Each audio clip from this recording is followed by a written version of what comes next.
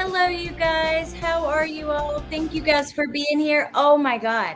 I am so sorry. I made a major mistake when I set the live and I actually changed it and pushed it back to 12:30 and I got confused and I am so sorry because I'm really late and I was in my head thinking that it was going to start at 1.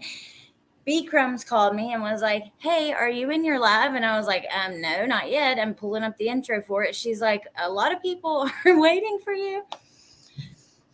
I am so sorry, you guys. Forgive me. How are you guys? Hey, Pursuing Understanding. Hey, Punksy. Stacy Lee. Hey, Mary Jane Doe. Hey, Nadie.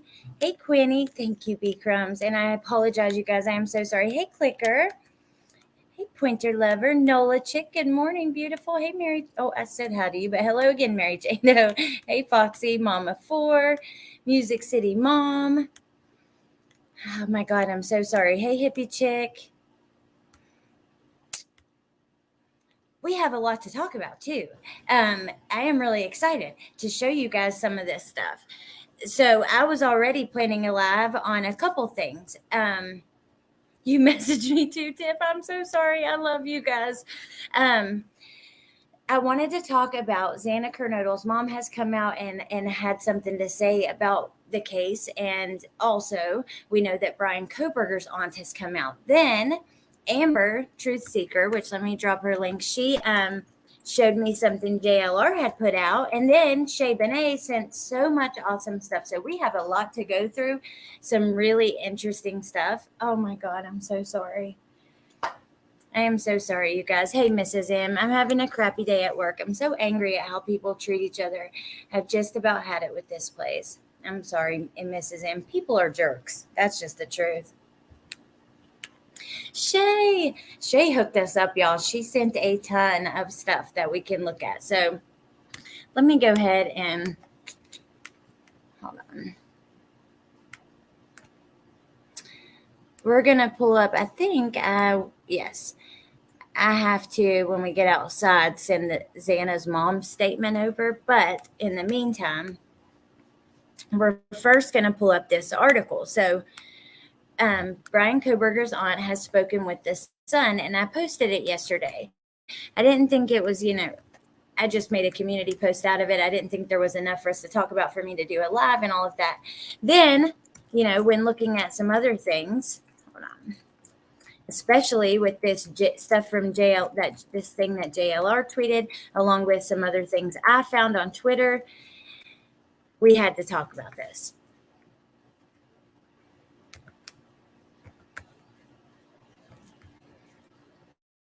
Oh, Bonnie, welcome. Thank you for joining. Hey, Cray Cray. I'm praying for her mother and her sobriety. Me too. Absolutely.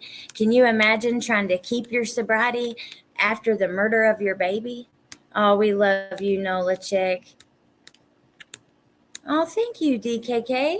Thanks for all your content. I don't know what I would do at work without all you creators. I'd probably have to actually work or something. Thank you. Thank you guys for being here. Hey, Alibi. And I apologize, man. I can't believe. Oh, I can't believe myself today. You guys, I have to be honest with you. Hey, Rexy. All of that stuff with messaging Letitia has really kind of shaken me up. And the whole night and the whole morning, beginning at 6 a.m. when I got up for school with the kids, I've really been having some emotional battles with myself and overthinking it.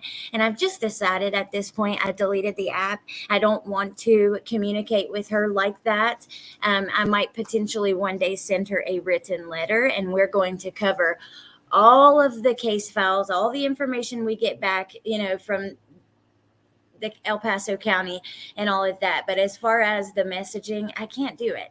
It was brought to my attention. She was kind of bashing Gannon again in some of those messages. She also mentioned my mother, and it just threw me off emotionally. Then, we were all chatting about the Kohberger stuff, and I've completely thrown off today. So I apologize, you guys. Shay Bonet is the bomb. Hey, Delana. Hey, Asaka, good to see you. Hey, Neat Noodle. Okay, well, I can't wait to show you guys. It's so complicated with her mom. I don't have any drug problems, but I might if that happened. Seriously, just being honest. Right. Hey, Tater. Corey. She's dangerous. Yes, she is. Me and Mother just spoke about this. I'm so glad, Alex, your feelings are more important. Honestly, she's not worth it. Well, I'm glad that you guys understand. I know a lot of people really wanted to keep talking to her. And, thank you, Tiff. Tiff, I love you. I'm interested in getting in the mind of these people too, but after the comments that she made, look, and I told this to a few of my friends, I simply cannot be the vessel that shows the world that she is still bashing that baby and speaking down on him and stuff like that. I just cannot do it. So, okay. Now, y'all got me all teary-eyed and I need to continue. But I can't. So I'm so happy you deleted it. I could feel your anxiety through the live last night. Yeah. Yeah. Okay. So let's get right into this. Let me pull up the Sun article first, because I think this is a good bridge to get into what we're going to talk about. So yesterday, this article came out, and look at him there. Demand for truth. Idaho murder suspect Bryan Kohberger's aunt breaks silence and reveals whether she thinks he'll be found guilty.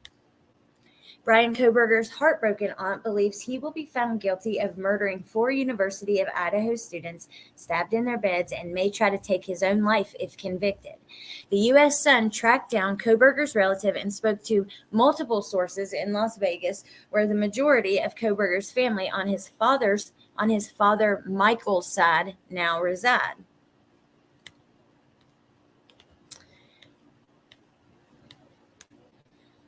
They migrated over to California and then Nevada from the East Coast many years ago, while Michael, his wife Marianne, and 3 children remained in Pennsylvania. Kohberger's Las Vegas relatives described the case as surreal, with many trying to distance themselves from what has become one of the biggest murder cases in recent years. Just checking on you guys for a second. Oh, thank you, Nola. I love you guys so much. Okay. Hey, Jer. We were talking about Letitia at first, just something briefly, but we're talking about Idaho. Oh, thank you, Pursuing Understanding. You guys are just so wonderful, truly. All the love back to you. Okay, so some claimed, although the 28-year-old was an odd character and very reclusive growing up, he never showed any signs of violence, and many were left stunned when he was named as a suspect. The suspect allegedly broke into their home in the early hours of the morning and killed them before fleeing the scene, according to court documents. Pre-trial hearings have been pushed back to October 26 due to an unspecified illness, while Kohberger remains in a maximum security cell at Latah County Jail in Moscow. His aunt, who wanted to remain anonymous, told the U.S. Sun that she has been struggling to watch the news as more details from the fateful night emerged. When I saw it on TV, I was just lost for words. Speechless, she said, appearing visibly upset. It's heartbreaking. I'm a very caring person, and when I saw the news a little bit today in the living room, I couldn't take it.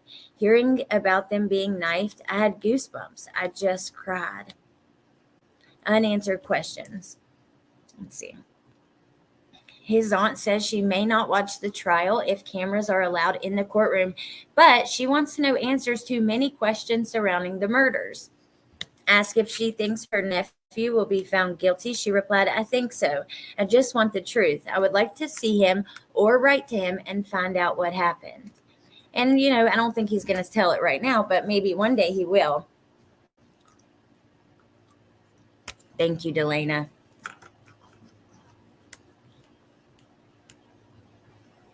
Letitia, Jenny. Okay.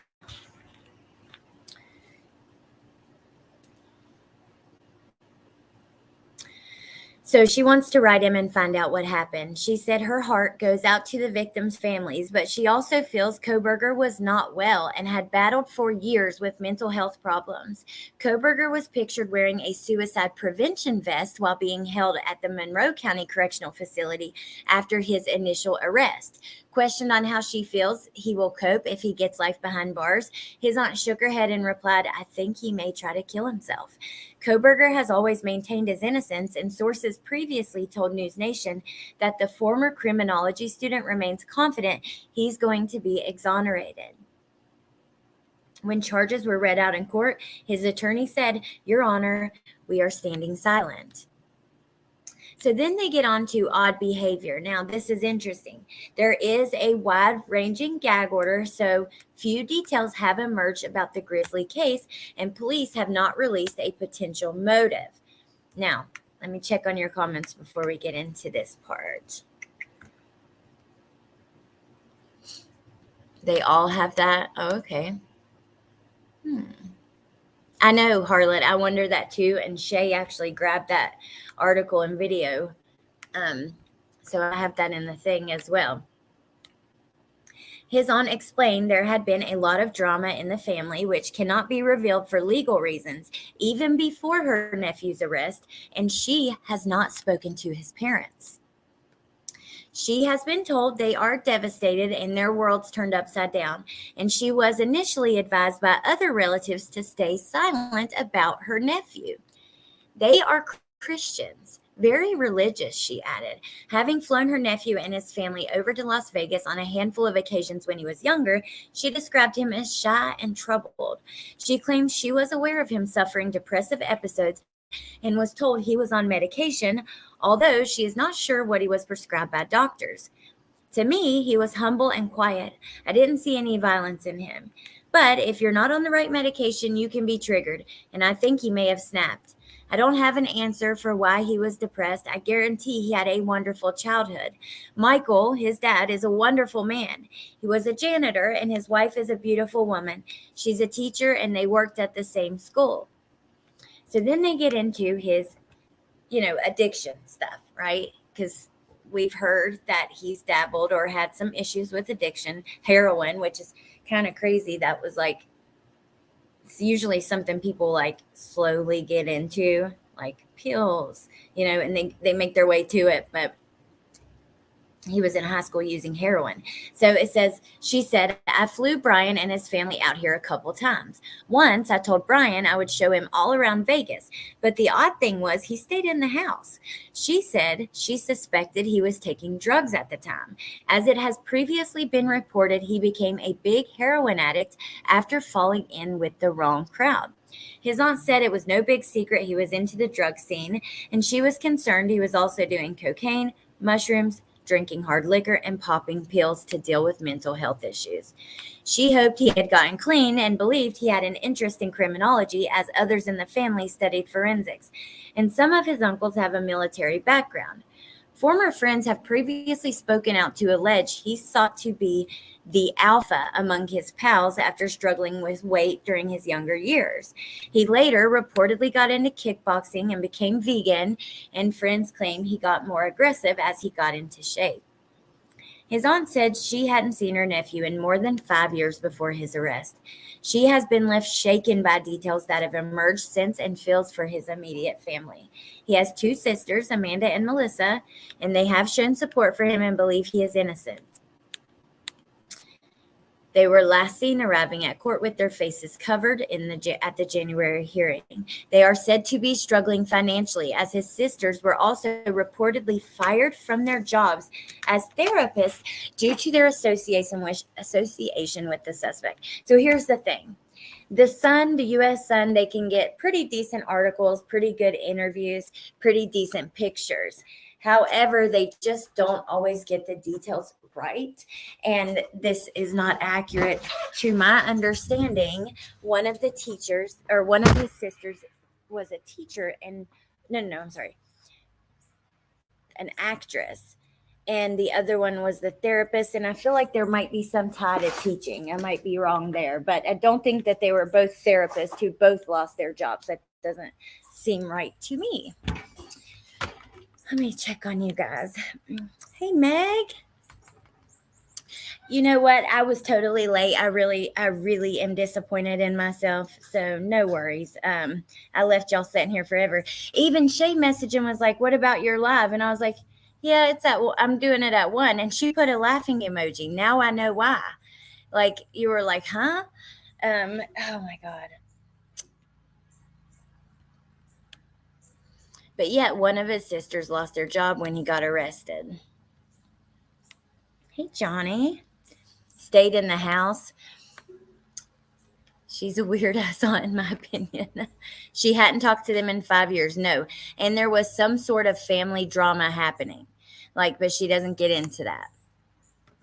But there is more, and I want to show. I've got some more, and I've got some things you're going to be like, oh, what? So hold on. Let's see.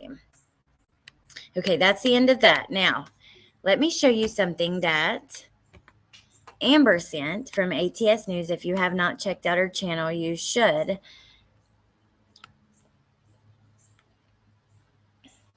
When this article dropped yesterday from the U.S. Sun, this tweet was put out by JLR. Now, let me just say, I know people have their feelings about him. I personally have no issues with him. Some of the things I've seen in the past as far as trying to get interviews in the Summer Wells case and stuff, I was not fond of. However, I have seen that he is trying very hard to be taken seriously as a, journalist or reporter. And he's been showing up at press conferences and on the scene all over the place. That guy that from Pennsylvania that was running. I think he was at the Natalie Holloway press conference yesterday. He's been on the scene of a ton of places, right?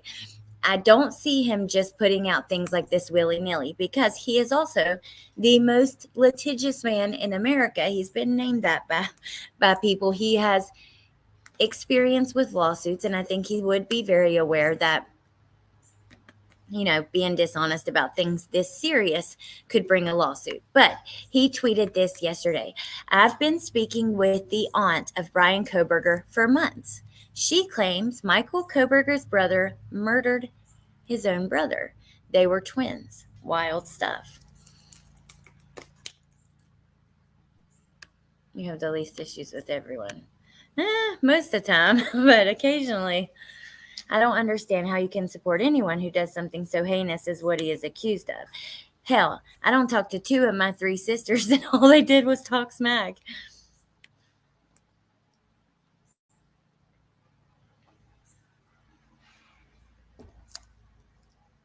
His voice is on Inside Edition all the time. Music City Mom, that confused me. Yeah, you do, Jer. You definitely do. I mean, I appreciate him going on the scene a lot of times. I don't know if this is true or what. We're going to have to look into it a little deeper. I just thought this is so interesting. We have the article from the aunt. In the article, let me show you again because I'll go back to it just for a second. It says,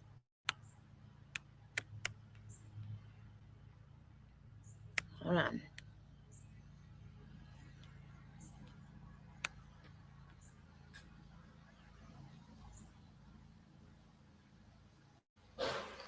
Not there. It's in the next one, maybe.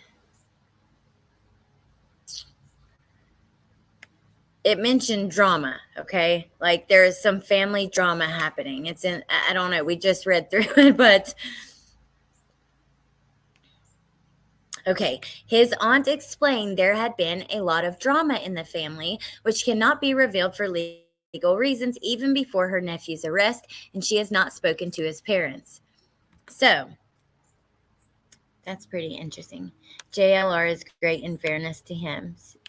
Hey, Blondie.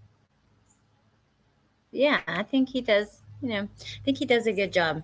We know you wouldn't purposely leave us hanging. Oh my God, B Crumbs, no.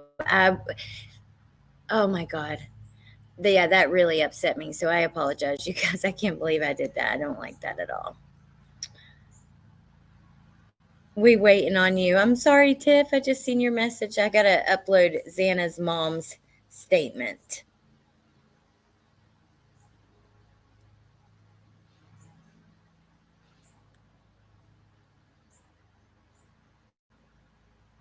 Okay.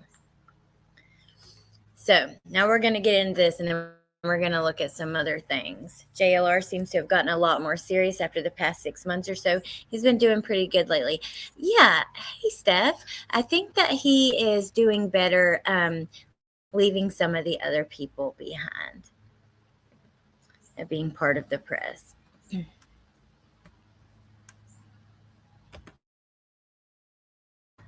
You know, people get mad at YouTubers for different things, but think about like Oprah would interview serial killers, and I don't know. It's kind of interesting. But, okay, so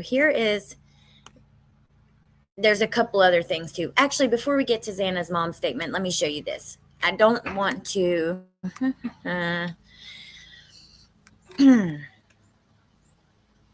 I'm not going to show this young man's face, but there's the first page is this obituary of one of Bryan Kohberger's cousins, just to go along with the drama. This is kind of interesting. Where's Bryan? So in this obituary, we have this young man, Brandon. He's survived by all of his family members, and we see, you know, his cousins, Amanda and Melissa named, and we also see uncle and aunts Michael and Marianne named, but Bryan wasn't named in this. So that's kind of interesting too. I wasn't showing you. Here we go. So this is the second page of the obituary from his cousin, Brandon. And I found this floating around Twitter, and they were kind of talking about there is something some kind of something going on in the family like that. So, okay. Let me just see exactly when he passed. It was January 8th of 2020. And he is in Las Vegas, Nevada as well. So, you know, for whatever that's worth.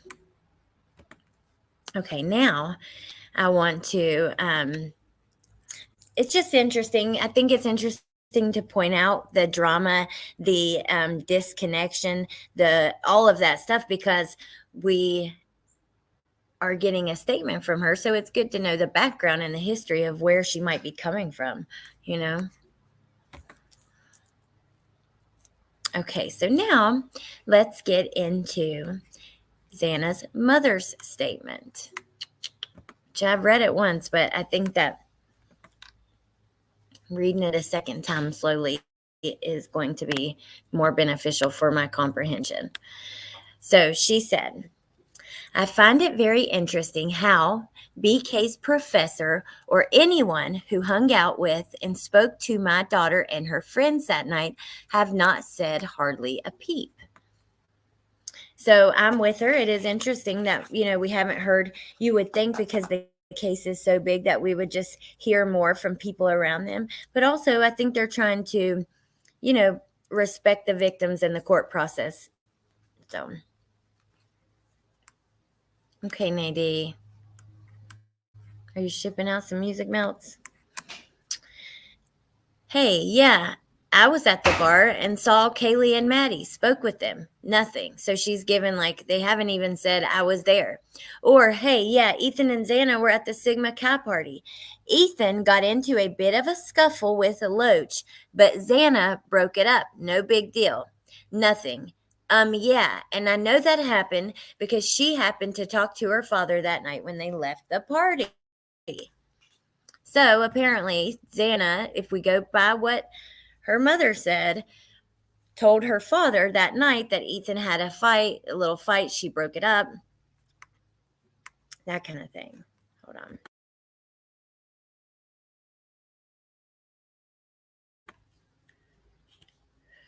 Thank you, Pointer Lover. Hey, Riddler.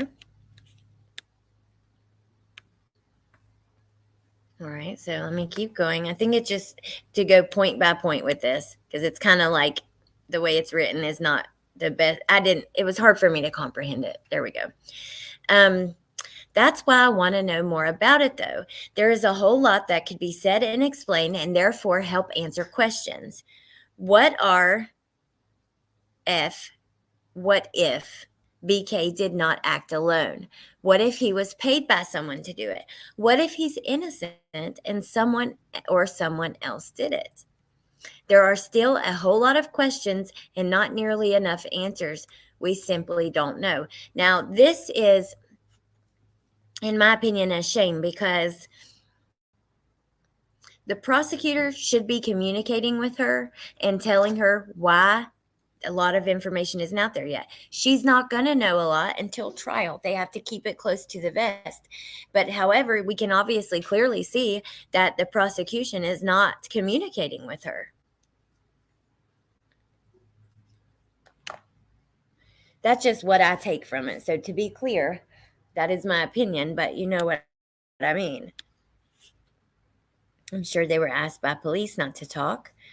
We have 70 minutes till Richard Allen. I cannot wait to see that. Court TV said that there will be some new things released, so I'll be looking forward to that. They said new info to be I don't know the way that they're titled their video, but it just makes me wonder what we're going to learn today.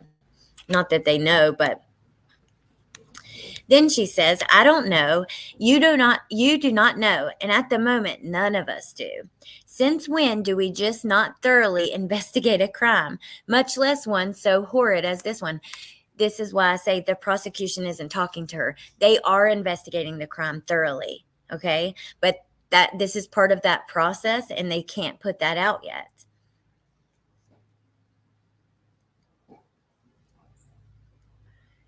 Hey, Crime Sleuthin. She was completely estranged from Xana since she was 3. Right. But I still think that they need to be communicating with her. And I think that's probably why they haven't. But it's important because the prosecutor herself called me about my son's death. That's amazing, Quinny. I'm glad because that's the way it should be. She was good about staying in touch. And I'm also so sorry for what you've been through. But in my opinion, the prosecution needs to be talking to her. They don't do investigations, and during the investigation tell us everything they're doing, every step of it before the trial. That is what they showed during the trial. I would be so mad at her if I were the other victims' family members, Lisa. That's a really interesting point too. And I find it's kind of crazy the way the families are and somebody said this to me earlier about Gonsalves, but really about all of them. When we think about Ethan's family, Xana's parents, and the Gonsalves, Maddie's family's been pretty quiet, since after they weren't at first so quiet, but here lately. And people seem to really absorb and take what the families say. They treat them differently. They look at them differently. It's weird. And it's probably because they all have different behavior. I could see that.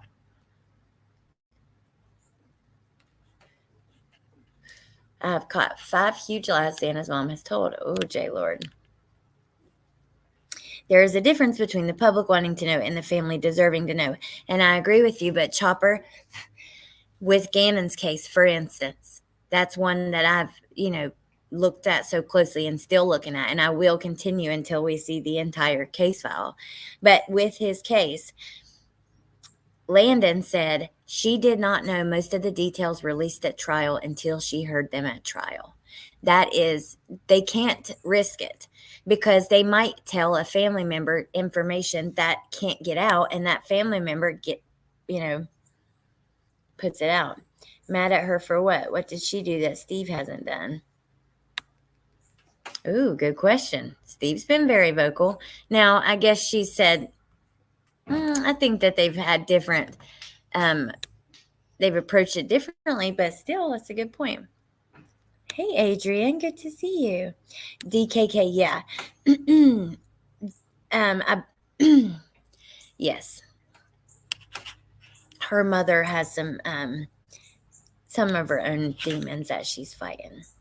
Why can Steve speak out, but she can't voice her issues? She's a mother. Hey, Melissa Jade. I think I would be a good juror. I need all the evidence. As of right now, stuff is fishy. Not saying I don't think he did it, just something seems off. Well, I think that we just have to remember that we are in a crucial part of the process. At this point, they are not going to, they did a secret grand jury. So they didn't have to reveal all their cards and witnesses and everything immediately. They're not going to put out everything they have. That is what happens at trial. The part where maybe he's innocent. That's what I thought you meant, Lisa. Yeah, that is what I thought you meant. Delana says, I love that Steve is vocal. I would be as well when it came to my kids. Then she says, okay, so from the since when do we not thoroughly investigate a crime, much less one so horrid as this one? If you cannot see the logic in that, then I'm sorry, and I pray to God nothing like this would happen to your own child. This was my daughter, though. I want no stone left unturned. I'm going to make sure it won't be. I would hope we would all be on the same page. So, let me just say again, this is where the prosecutor needs to assure her we are not leaving any stone unturned. But she's an addict with no sobriety behind her. I want to hear it all too, but I understand we can't until trial. I was shocked how much information was revealed in the PCA. A lot of people were. I mean, we've seen them that are 2 pages long, a paragraph long. Preschool granny. If I didn't say hi to you, hi. I'm glad she's using her voice. I'm glad she's voicing her concern. She has a right to, just like all the other families. Too much at stake. Well, I think she has a right to speak out. I just think that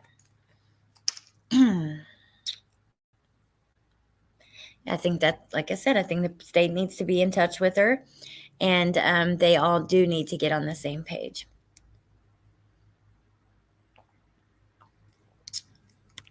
Xana's mother is suffering from her disease. The murder of her child would add more trauma to an already battling soul. But she does have a voice, in my opinion. She is worthy of that and more. Hey, Grammy did great. There is still a lot to know at trial. Well, if you guys missed it, we recently went through the probable cause affidavit of Letitia. And if you follow that case, you know how much came out at trial. Every phone call, every text message, every email, all the videos, all the interviews, none of that stuff was known. The majority of what we heard was not known. That is how it works, and it's just this case has gotten the attention of so many people who probably many of them haven't watched a trial so closely like we have, or you know what I mean, and they don't understand that, and they hear these gag orders and they're not getting anything, and they're like, excuse me, we need to, we need transparency. I believe in transparency in the court process. I understand it's not our right to have it streamed online. However, I think since, they made our laws, things have changed with technology and things need to be changed in the law. I'm all for, I think that there should be courtrooms streaming all their proceedings because it needs to be transparent. That's part of our checks and balances. No, Meg, she's not still incarcerated. I think she wants information that no one can be entrusted with, right? Too much to risk. It has to be protected for trial. Absolutely. Hey, Will be. Okay, so before we move on, because we got some other things I want to look at, I just want to take a second and go back through this and talk about what we got from it. So she claims that Bryan's professor spoke with her daughter that night and has not mentioned it publicly anywhere. There's probably going to be witnesses we've never heard anything about at the trial. They will, until they come on the stand and tell what happened, we're not going to know. It's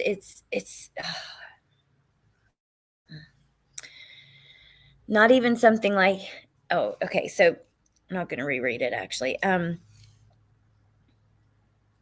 The next thing we learn from her that she claims is Ethan got into a bit of a scuffle with Loach, but Xana broke it up. No big deal. And she claims that Xana told her dad that night about this scuffle when they left the party. She asked the questions. What if he didn't act alone? What if he was paid to do it? Hell, what if he didn't do it at all? And that she wants no stone unturned. And since when do we just not thoroughly investigate a crime? But that's the thing, we do not know, and I believe that they are. And if they're not, and when we have a trial, as long as we have, access to what happens in that trial and it wasn't done right, then we will know, and it can be worked out then and called out. Think Adam and Harmony, extreme example, but important. Absolutely. I've never done drugs, but if my daughter died like that, I can't guarantee I wouldn't spiral. I can't imagine someone who is trying to be clean while having this happen. When the Constitution was wrote, being able to attend a trial is equivalent to watching one on videos in today's world. Absolutely will be. That was pretty much my point as well. The Loach theory states, oh, Shay. I wonder if you and Melissa should pull that out again. I would love to see that again now with this as a refresher. Hey, Margot, we've been missing you. Haven't been doing much true crime lately. Out of the loop on most things except Ruby Frank wanted to come say hi. So good to see you, Margot. Don't be a stranger. I would totally spiral. They're going to broadcast it for aliens. All right. Okay. So also we have a couple other things to look at. So Shay sent all this stuff. She's you do an excellent job at finding stuff and quick. And it's basically people who knew Bryan who reacted, classmates, neighbors, things like that. And we've talked about many of these on my channel, on my old streams when this was all unfolding. But just for a refresher, because we're talking about, his mental health and stuff like that from his aunt, these are, remember, those blog post that he put up about the visual snow and all that. So I'm going to read just a couple of these to you. This is from Bryan in 2011. I've had this horrible depersonalization go on in my life for almost 2 years. I often find myself making simple human interactions, but it is as if I am playing a role-playing game such as Oblivion. I can see what is going on. I'm slightly into it, but I can pause the game and focus on my real life. In this case, my life is the game, and my old self can be reached by pausing the game. But how? I often think of things that humans do, things I've done my whole life. I feel like an organic sack of meat with no self-worth, as I am starting to view everyone as this. Everything I have ever done makes no sense. How did things get this way? How am I wearing this shirt, and who decided that humans shall wear shirts like this? Are we all just advanced animals with possession, or is there more that I can't see? I can't connect. I view everything as I would if I was playing Oblivion, pointless and full of nothing, out of reality. I am moving out of my house. My last holidays were already lived, but where was I? As my family group hugs and celebrates, I am stuck in this void of nothing, feeling completely no emotion, feeling nothing. I feel dirty, like there's dirt inside of my head, my mind. I'm always dizzy and confused. I feel no self-worth. I am intelligent, but I feel the opposite. I say things I don't mean. The last holiday in my house, the house I grew up in, the house I once contributed to, the house I once felt at home in, is past. As I hug my family, I look into their faces. I see nothing. It is like I am looking at a video game, but less. I feel less than mentally damaged. It is like I have severe brain damage. I'm stuck in the depths of my mind where I have to constantly battle my demons. Am I here or am I fake? I feel myself slipping away. I hear screams faintly, but I constantly battle away with it. What if I let go? Where would I be? Would I ever come back to reality? I try to remember where I originated from, but I can't. I barely remember my childhood. I often fear being 80 years old alone and having faint memories of my parents and everything I missed out on. I think about my father, what a good man he is, how I treat him like dirt because I have this condition. I can't take it. I might spiral out of control and lose myself in the void. I can't let it all go. All these regrets I predict for my future self, all of these thoughts of remorse. I got this when I was in my stage of discovery. Now I look in the mirror and I see this sickly, tired, useless, and stupid man in the mirror. He is a complete disgrace. He doesn't even deserve to live. I remember when I was 15, I would wander alone at 2 a.m. Everything was so generic, nothing, nowhere felt like home. I saw things that were not there, a different reality. I felt eerie and alone. I died during those nights. I felt like a criminal, but where was my record? I can't talk without flinching now. I used to be this healthy blonde haired boy with blue eyes, and in a few years, have darker hair, darker eyes, half the body weight. Where did I leave off? I try to sleep, I try to clear my head, but the pressure won't go away. The pain and depression won't leave. Being me is this horrible disease that I was given. I think of this as I succumb to sleep, but I see large intensity of black, yellow, white fuzz. It makes my mind fizzle, and I can barely keep in the bounds of reality. It is as if the ringing in my ears and the fuzz in my vision is simply all of the demons in my head mocking me. I fall asleep, but I wake up quickly to bloody screams. Is any of this here? Am I brain damaged? No. Then why am I like this? I have these thoughts in my head. I search for someone to relate to me. Everyone looks down upon me. No one can relate. As I try to read, suddenly my eyes look right through the words. When I look up, I see blue dots near the center of my vision. When I feel slightly calm, it gets hard to breathe, and I see bright dots in my vision. Nothing I do is enjoyable.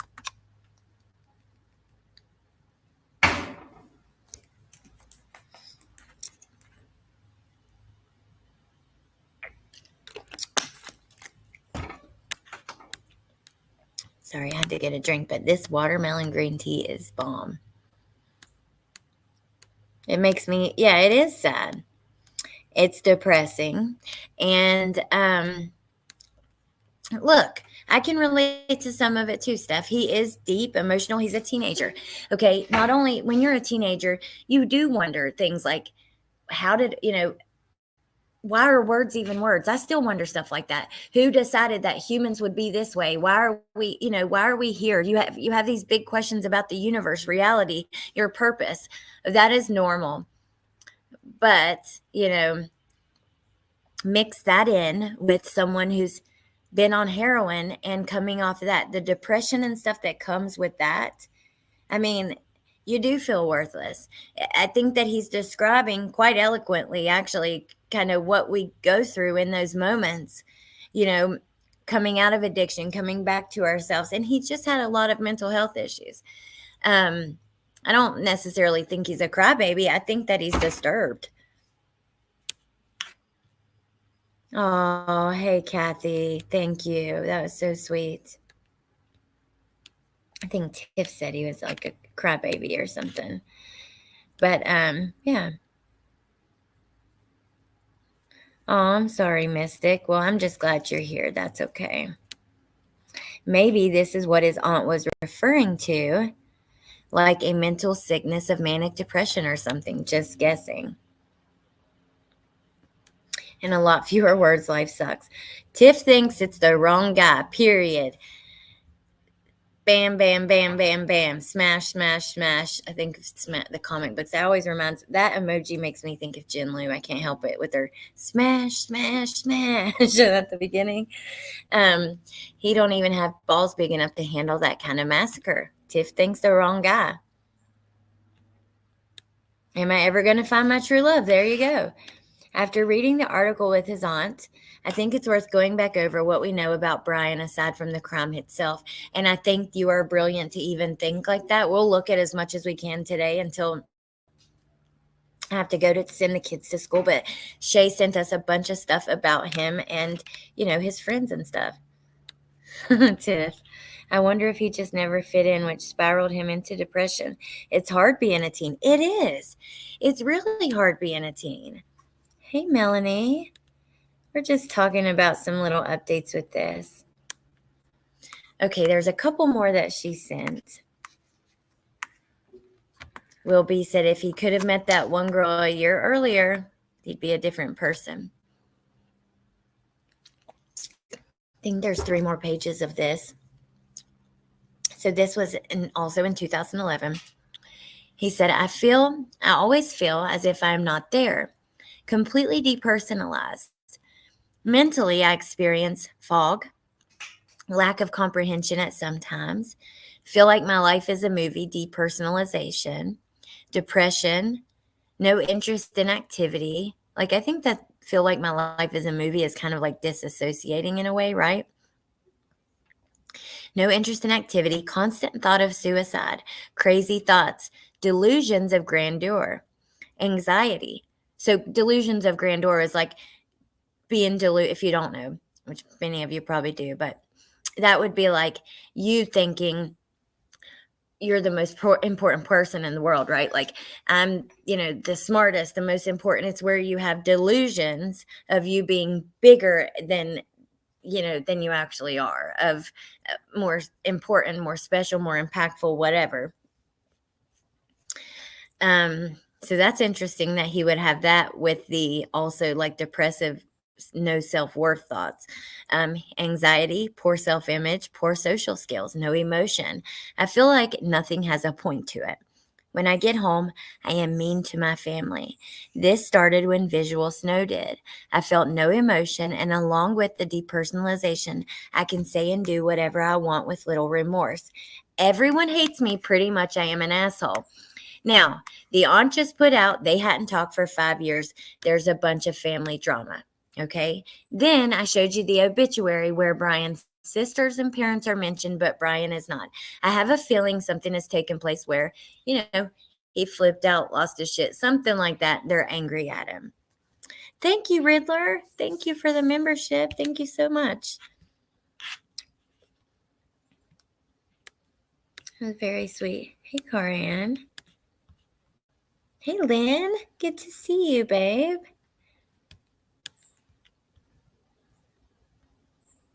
With his lack of expression and staring eyes, I could see how he could have a hard time making friends. I'm 51, and I don't remember my childhood, but just started therapy. Oh, Foxy. We love you, Allie, and support you. Did I see that? I don't think I did. If I did, y'all, I've been all the way through and off today. I told you since last night when we did that live and I opened it and I've got these messages from her and she's talking about Gannon and my mom and all the things that happened after. It just threw me off into like not myself, and also like this, I want to say depression, but like sadness. So thank you, Foxy.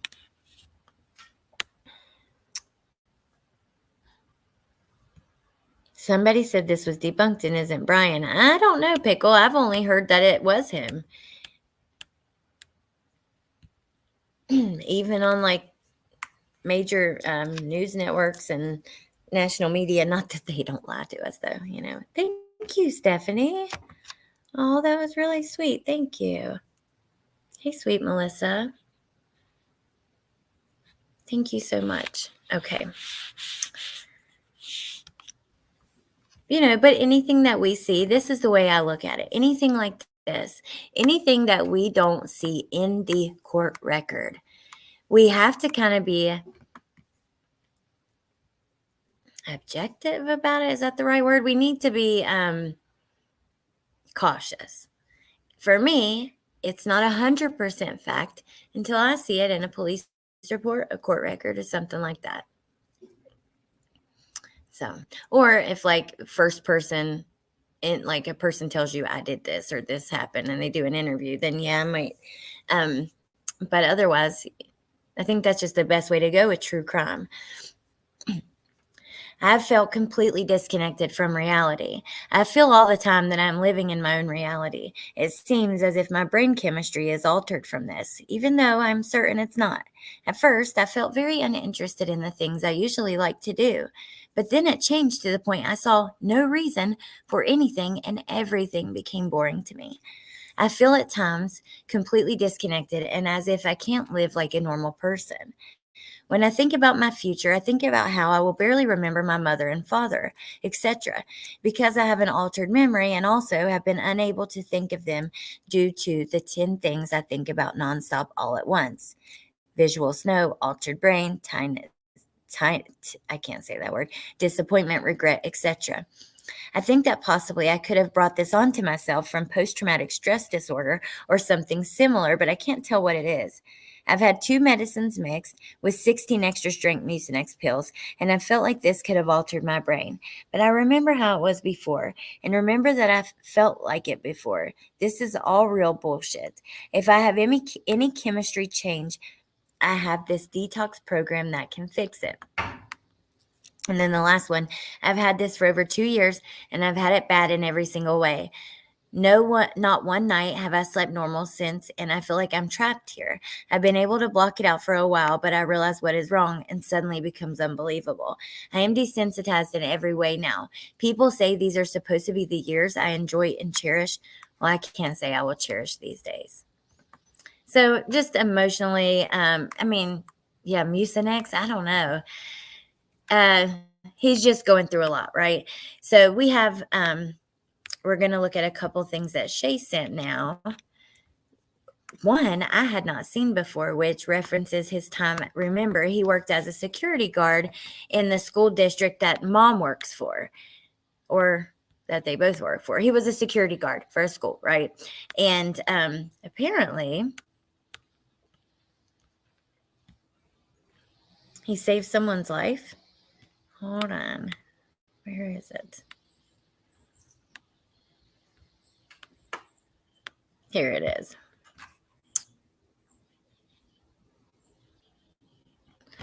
And then some chilling words he said at 16.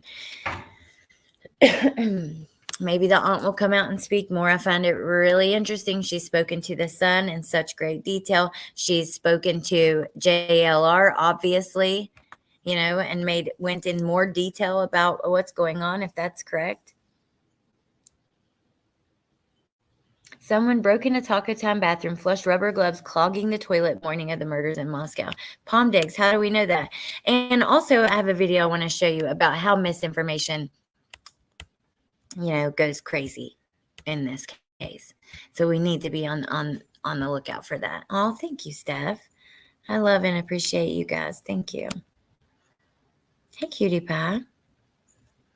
Okay, so this is from the Pocono Record. This is local to where he was arrested and grew up. This newspaper. It was late in the morning on Saturday, December 1st, when Pleasant Valley School District Monitor Kathleen Piccolo felt that something was wrong. This was written in 2018, you guys.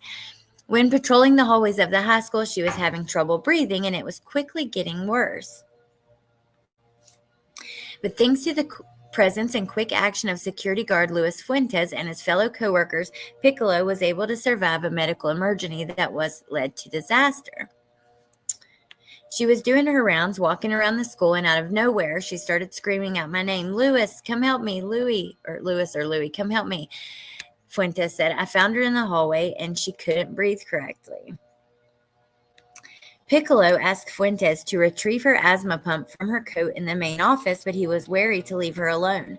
When his fellow co-workers arrived on scene, he dashed to the office, but when he returned, it appeared that the situation had escalated. The athletic director and one of my fellow co-workers, Bryan Kohberger, they came, so I started running to get the asthma pump. By the time I got back, it was like seconds. She was purple. I was trying to get her attention. Wake up, but nothing. Piercy called 911 while Fuentes told Kohberger to retrieve the school's AED unit. She was a grandma and I couldn't let her die, he says. Kohberger returned with the AED just as emergency personnel arrived on the scene. And she was she was actually okay. So that's kind of interesting. Let me just see if there was anything else about him in there. Okay, now we're going to switch over to this article from Daily Mail. This is in reference to those comments. See, something that I think is quite interesting in those, Tappa Talk blog post or whatever, is the being mean to his dad. Who the hell had to weed eat right now? It's getting time for Delphi, you guys. So we're not going to be on here long. I'm just going to go through. Let me grab one more thing. Oh, yes. I had never seen this before. And it's from back around the time that this first happened. Remember also, there was an aunt that spoke out on Banfield, but she was married. She was an aunt by marriage. Not that means anything, but it could be her or it couldn't be. I don't know. Let's see. And there was also a protective order filed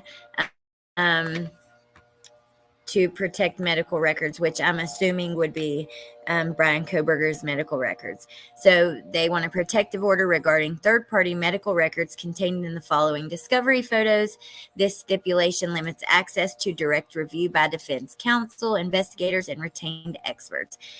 That's normal. That makes sense. I don't really think we need to dig all into that or make a big to-do of it.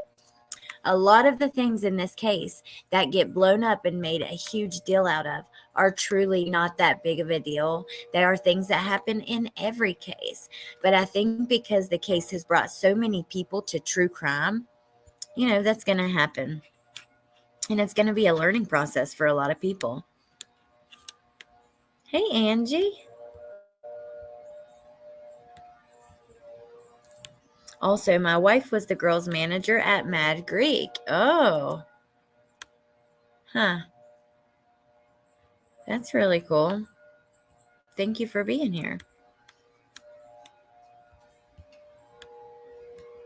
My daughter found when she opened in the morning.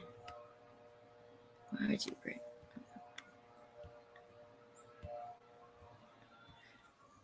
Someone broke into Taco Town bathroom. Okay. Sorry, just trying to catch up with those comments. Teresa and Melissa covering Delphi. The News Nation clip I shared, because we don't have a lot of time. The report, if I would have started at 12:30, damn it. The News Nation clip I shared, the reporter said she talked to two of his aunts. One was aunt by marriage. Oh, okay, one. Also from the Las Vegas area as well. Thank you. That is interesting. Law and Crime is streaming it. Hey, Christine. MJ, I don't know. I think tonight she will. And it's on camera, recorded. Oh, my God.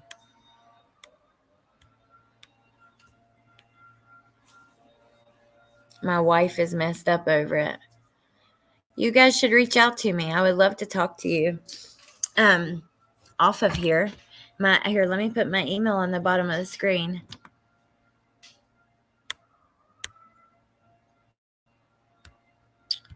Oh no, something with Sweet Melissa. Let me see. Sweet Melissa, I'm so sorry. Delphi hearing in 10. I'll have to go get the boys, but we'll sit here and talk about it till it starts because I want to show you one more thing really quick. I can't find Sweet Melissa's comment. Let's see. Oh, here, Mom. Or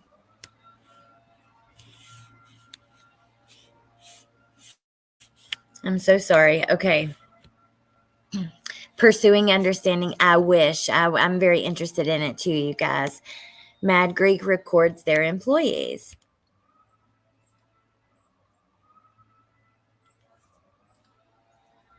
$2:30 Eastern. Oh, okay. I leave here at like 2:20. Okay, so this I about it was like, and Shay sent in. She was like, "It's just cool to see it frozen in time." I'm not sure I watched this, but let's watch it together. Off for the last 4 months with no access to anyone until now. This is what the house looks like today. Station crew now able to walk up that driveway after months of extensive coverage. and get a better look. You can see every window and doorway is boarded up, the prop closed with a tall chains, yellow tape still up, and it's guarded by security. I remember when the windows were first boarded up, it was just like it hit you in the gut, seeing the house like that. It's just, I'm so sorry for everyone grieving too. Ooh, which one, Riddler? Riddler's going to be at the courthouse for a big trial. Also, can I just say something that is not related at all? If you are a creator and you don't come to my chats to join the chat, but every time you come in and say, I'm doing a video, I just did a live trying to promote your channel, don't do that because I don't like it. It's disrespectful. So. News Nation's Alex Capriello is live for us in Moscow, Idaho. And Alex, you were granted access to a space very few people get a chance to see. That's right. As you know, I've been covering this case for several months now, but never before have I ever actually been able to stand that close to the crime scene. As you can see right now, I'm back on the street. That's because we just learned that after our exclusive reporting aired last night on Banfield, the security team that you see right here behind me completely barred my access to the home. But even still, I had enough time back there to get a fresh perspective on both the crime and the accused killer. Can you imagine walking through there? And then they close and put the personal. fence around News it. Nation was granted access to the Moscow, Idaho murder house like no one has. Private security, on duty 24 led to the back of the home, a place that's off limits to everyone except law enforcement. So is it tough to be in charge of monitoring all this? No, just make sure no one comes back here is really all the main thing that we're in charge of. Yeah. But as you can see, it's not fenced in. People can walk around, take pictures. Wow. See, oh yeah, I don't want to put all the rumors in this chat. I personally don't fall into the Emma Bailey and Dee stuff. I think that that's unrelated and it's really, yeah. And until we see proof of that, then, then we can talk about it. But also Christine, I have seen that as well. And it is not, people have said it's fuel to heat that, like, home heating oil or whatever. No, it is not. That's red, and that's just diesel and off-road diesel, and it's red, and not like the color of this, like bright red, like dye with dye in it. That's just the truth. Okay. Guards work 12-hour shifts every day. When a shift swap occurs, the guards will run a perimeter check, making sure the crime scene hasn't been tampered with. They allowed me to approach the door where accused murderer Bryan Kohberger allegedly entered before carrying out the massacre of 4 University of Idaho students. It's a frozen in time. The backyard littered with reminders. I'm still interested in that. Let me go to it. They just flashed it for half a second. That screen. Is that Dylan's screen? I think so, right? Is it possible that she came out the window? I don't know. I think that that's really interesting. And yeah, well, I really love to support other channels and other people. I really, really do. And yeah, so. Backyard littered with reminders of the fun these college kids once had. But obviously the big change here, everything boarded off. Windows, doors. This is presumed to be the door that the murderer first used to get inside the home. Kohberger is locked up less than 2 miles from the crime scene. Latah County jailers keep him closed off. Less off. than 2 miles. And don't forget, this is a really little jail. Okay, since we have another minute, I want to talk about when the aunts came out before.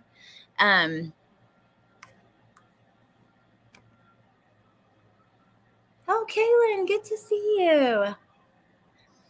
And just compare that. I try to be, and I've worked hard for years on my channel, and I don't know. I think that I just don't like that. It's a disrespectful thing, and I've absolutely never done that. Hell, the other day in Melissa Jade's chat, if she's still here, someone messaged me and was like, now, if she's talking about one of my lives, I won't do this. She was on a whole nother subject. Someone put in the chat, Alex, when are you going live? Or something like that. and I thanked them or I responded, and then I removed the comment because I'm a mod there and sent it to Melissa. And I'm like, I'm sorry, because I don't want to take the attention off of what she's talking about. And she does the same in here. There are times when she's been like, because she told me that day, she's like, yes, I know what you mean. Because when people ask me in your chat, so it's just a thing. It is what it is. End of that. There we go. I have months of call out and write-ups for the girls. Yeah, absolutely. Email me.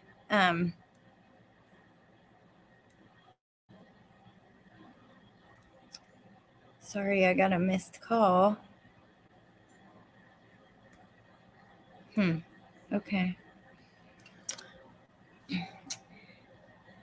It's starting soon. Which one, Metamom? Delphi, the hearing is at 2:30.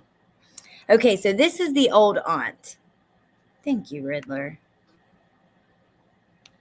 I've had someone come in here once, Music City Mom, that was like,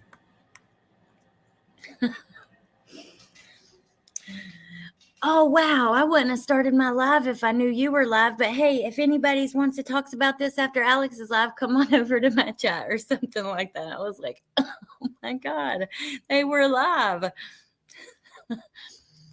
Thank you, Sherry. It's a 30-minute delayed stream from the courthouse. No, Foxy. I love when you guys do. No. I love to drop your guys' links. I don't think you can drop. Oh, you mean the explanation? No, don't be sorry about that. That's why it's there. Always worrying my messages will come across the wrong way. I know what you mean. I'm like that too. And I never want to hurt anybody. So even after I'll say something, then I'll walk away, or, even with my friends or kids or personal life, say I get onto my kids, or even I don't. I just say something and then we split and they go to school. Then I'll spend like the next 3 hours. Like, I really hope that wasn't hurtful. I wasn't, you know what I mean? Okay. The toasted marshmallow, Erica. Now I'm getting jealous because I need to place an order again. Okay, let's compare this to the other aunt. Live with me now, Dana. You were able to speak with the aunt of this suspect, of Bryan right, Kohberger, Will, today. Welcome. What did the aunt tell you? I've actually spoke to two of them, and they were both married to brothers of Michael. Okay, so this is not the aunt. Let me just go right there. This is not the aunt. She talked to his aunts, but they were not willing to come onto the show, just so you guys know. I actually spoke to two of them, and they were both married to brothers of Michael Kohberger, that's the murder suspect's father. And the one aunt that I spoke to, who a lot of them are in the Las Vegas area, and she said the last time she saw Bryan and his father, Michael, was about 4 years ago at a funeral out in the Nevada area. And she said that Bryan's affect in general, it wasn't came off, of course, somebody seemingly outwardly crazy, but she said she noticed that he had a really weird food fetish. And she said it went beyond being vegan. He required his aunt and uncle to buy brand new pots and pans for him to eat out of, because he refused to eat from anything that had meat ever cooked in it. And she said it seemed to be an OCD type of situation. She said otherwise he didn't seem that odd. But I went to another aunt by marriage who said that the murder suspect's father, Michael, came from a fairly big family that she said lived very close to the edge. They didn't pay a lot of attention to rules. They were a little bit wild. A couple of the uncles of the murder suspect, she said, served time in jail, but for very minor offenses like gambling or things like that.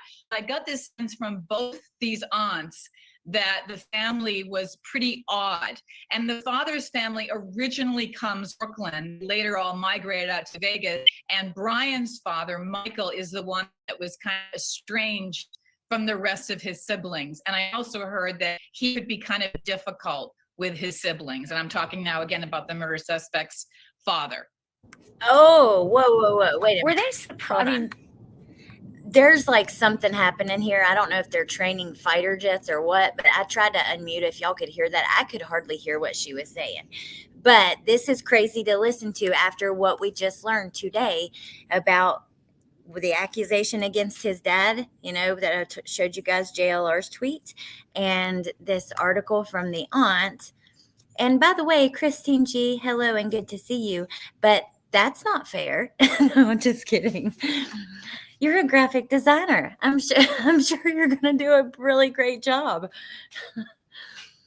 No, Christine, if anybody ever needs work, if you have a YouTube channel and you want to elevate your channel or something like that, please message me. I will hook you up with a really great graphic designer with fair prices who's done all of my graphics right now, actually, my logos, the tie-dye name on my channel, all the new Real Talk stuff with the like hippie colors and the pretty, like the little logo or the little icon here. She is bomb. That is not fair. Let's see. What's the number one wax mount? I love so many of them too. Oh, thank you, Destined. What's the one that I loved recently that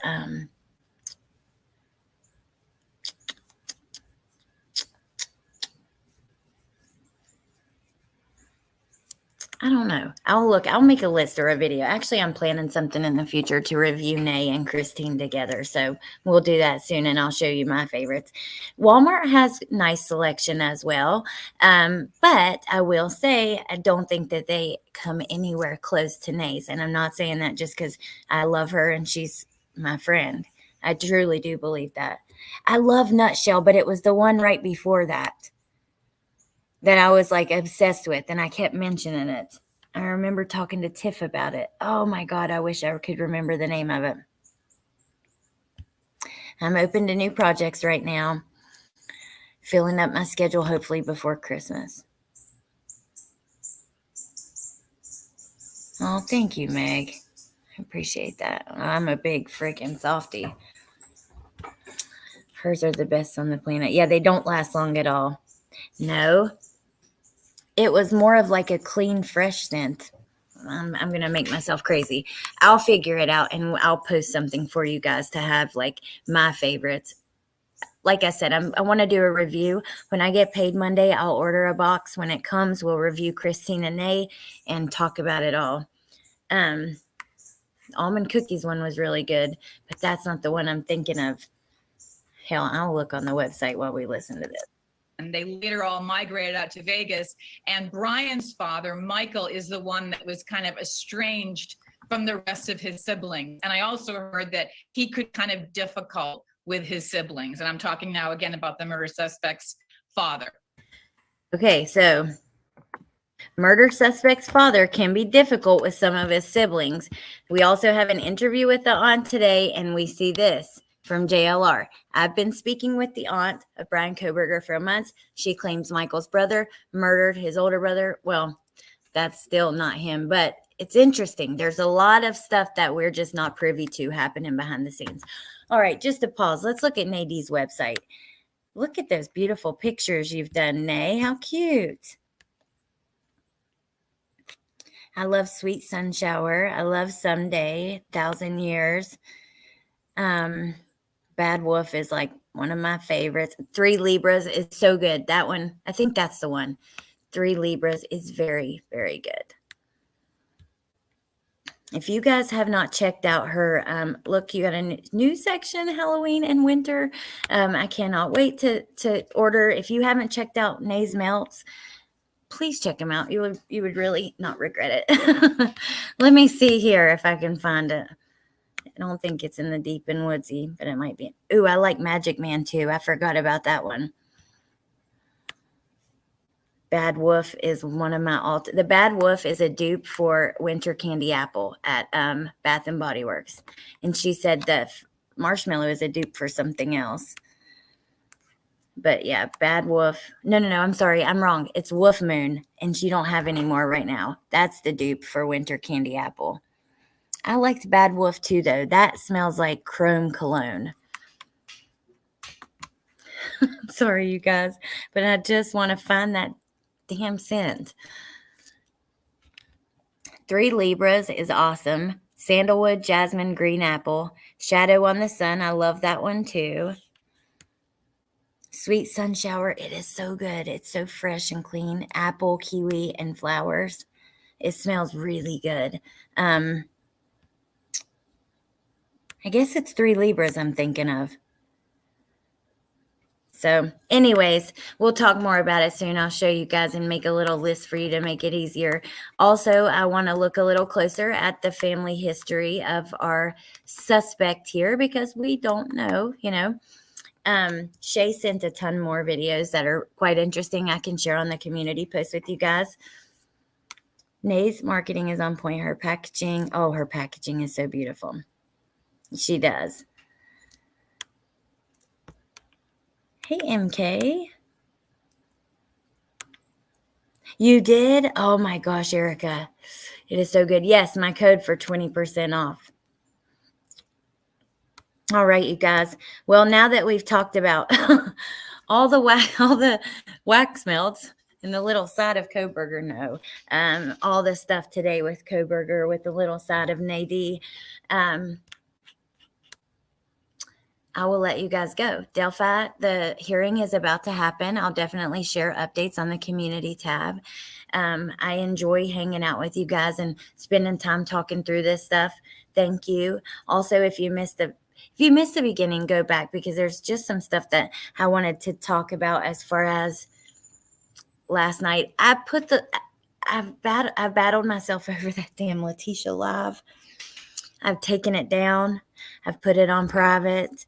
I was going to unlist it. I've put it behind the members paywall. I had it back on public, and then someone emailed me and was like, you know, maybe you should put it on members only so not the whole public doesn't have access to it.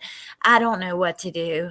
It has just because I realized like in some of those messages that we were reading out, I hadn't seen them until we were live and saw them, that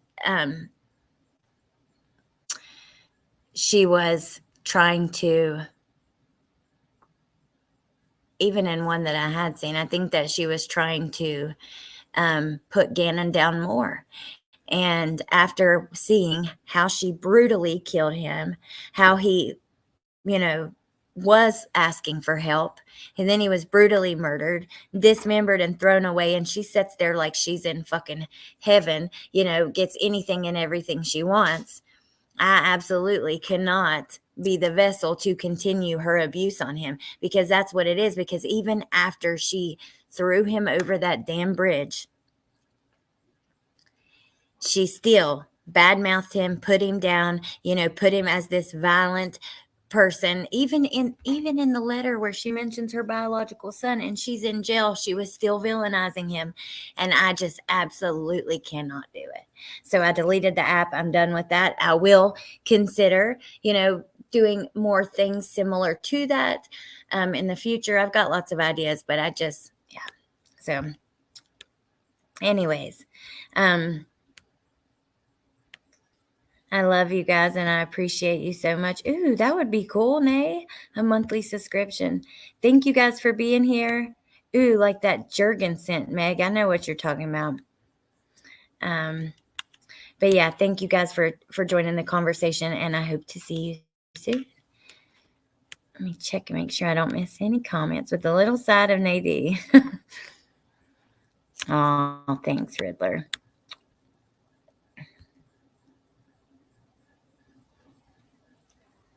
Ooh, I've wanted to try that Music City, Mom. I recently tried Huda Beauty. Just sleep on it. Well, that's the thing. I fell asleep, like, emotionally disturbed. I was, like, really upset, and I woke up at 6 a.m. like that. And it lasted for, like, a couple hours, and I fell back asleep at, like, 8, and I was able to go back to sleep for, like, an hour. But I just absolutely cannot. I have so much love and respect and like, oh, like my heart breaks for Landon. I cannot imagine what she's been through. And I absolutely cannot like be a vessel for just like turning the knife in her back or in her, you know what I mean? That's just what it feels like. So, whew. All right, I'm going to let you guys go. I will talk to you soon. Bye.